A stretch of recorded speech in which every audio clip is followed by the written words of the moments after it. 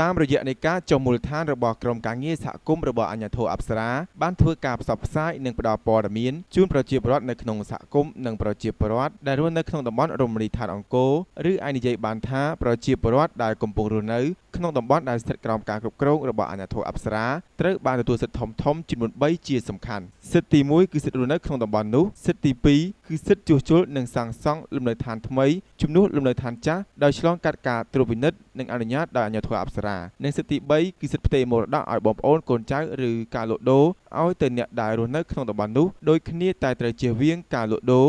ឲ្យទៅអ្នកដែលកំពុងរស់នៅក្រៅតំបន់នោះដែលជាហេតុបង្កឲ្យមានអ្នកចំណូលថ្មីចូលទៅរស់នៅក្នុងតំបន់រមណីយដ្ឋានអង្គរលោកជ្រុនសុផលនិងអាយឧត្តមខូយគំទួដែលជាថ្នាក់ដឹកនាំក្រុមការងារសហគមន៍របស់អាជ្ញាធរអប្សរាបានលើកឡើងនាព្រឹកថ្ងៃទី5ខែមេសាឆ្នាំ2013នេះក្នុងគណៈពេលចុះមូលដ្ឋានដើម្បីផ្សព្វផ្សាយនៅភូមិគោកដូងសង្កាត់ទឹកវិលក្រុងសៀមរាបនោះថាការផ្ដល់សិទ្ធិទាំង3ខាងលើនេះគឺជាអនុសាសន៍ដ៏ខ្ពង់ខ្ពស់របស់ស្ដេចអគ្គមហាសេនាបតីតេជោហ៊ុនសែនជានាយករដ្ឋមន្ត្រីនៃប្រជាជាតិកម្ពុជាហើយក្រុមការងារសហគមន៍នេះត្រូវបានបង្កើតឡើងនៅក្នុងអំឡុងពាក់កណ្ដាលខែវិច្ឆិកាឆ្នាំ2012ក្រោមសេចក្តីសម្រេចរបស់ឯកឧត្តមឧបនាយករដ្ឋមន្ត្រីសុកអានរដ្ឋមន្ត្រីទទួលបន្ទុកទីស្តីការគណៈរដ្ឋមន្ត្រីនិងជាប្រធានអាជ្ញាធរអប្សរាផងដែរឯកឧត្តមខូយគំទួដែលជាអនុប្រធានក្រុមការងារសហគមន៍បានដឹងថាមកទល់នឹងពេលនេះក្រុមការងារសហគមន៍បានចុះធ្វើសកម្មភាពបានជាង30ភូមិហើយលើ112ភូមិក្នុង21ឃុំសង្កាត់ដែលចំណុះឲ្យ4ស្រុកនិងក្រុងមួយ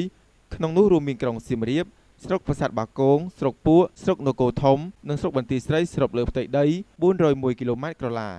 ឯកឧត្តមក៏បានបញ្ជាក់ដែរថាសកម្មភាពបំពេញភារកិច្ចរបស់ក្រុមការងារសហគមន៍នៃអាជ្ញាធរអប្សរាគឺផ្សព្វផ្សាយជូនប្រជាពលរដ្ឋឲ្យបានយល់ដឹងអំពីទូនាទីរបស់អាជ្ញាធរអប្សរាជូនព័ត៌មានដល់ប្រជាពលរដ្ឋតាមសហគមន៍និងប្រជាពលរដ្ឋរស់នៅក្នុងតំបន់ដែលស្ថិតក្រោមការគ្រប់គ្រងរបស់អាជ្ញាធរអប្សរា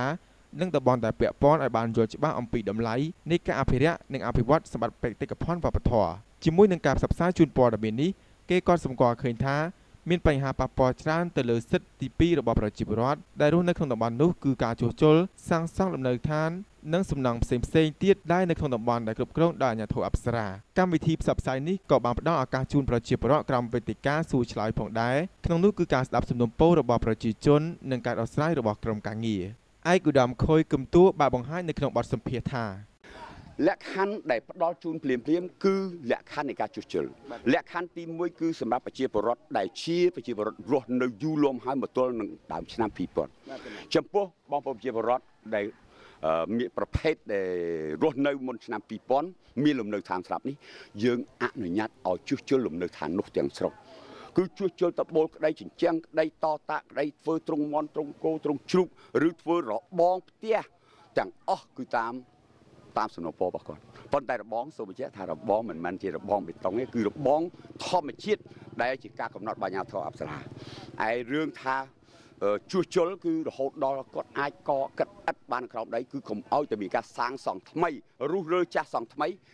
សុំច្បាប់របស់អាជ្ញាធរអប្សរាបាទជាដំបូងនេះនាងខ្ញុំឈ្មោះជួនតឹមក៏សូមគោរពបងទាំងអស់គ្នាជាពិសេសឧត្តមនាងខ្ញុំសូមធ្វើផ្ទះសូមដូរជើងសសរដូរដបូលហើយនឹងកអិតដើម្បីធ្វើតតាក់ផ្ទះបាយផងហើយនឹងទិញជើងសសរមកដូរផ្ទះហើយដូរទៅស័ង្កសីដូរអីនេះដេកដំឥឡូវក្រុមការងារបានសម្រេចឲ្យបងជួសជុលបងណាជាដំបូលដូចជាជញ្ជាំងទ្រូធ្លាយនឹងបងអាចជួសជុលបានហើយសេវានេះជាសេវាផ្ទាល់របស់ក្រុមការងាររបស់អាជ្ញាធរអប្សរា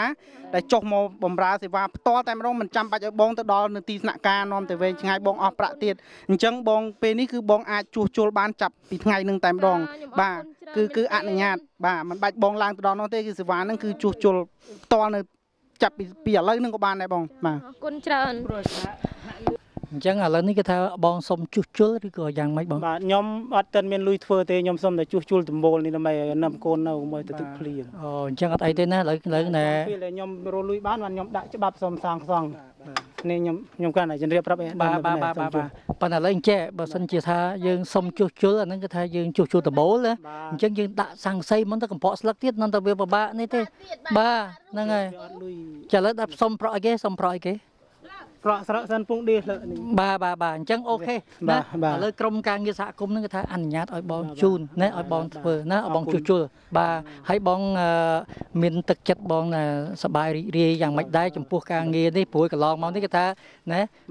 យើងដាក់ច្បាប់ឥឡូវមិនបាច់ដាក់ច្បាប់ទេមកដល់មើលដល់សេវាដល់កន្លែងហ្មងណាបាទខ្ញុំសូមអរគុណដល់អេដាមនិងបងប្អូនទាំងអស់ដែលបានមកដល់ផ្ទះខ្ញុំបាទនេះដែលសូមជួសជុលផ្ទះសូមអរគុណច្រើនមានយោបល់លើទេ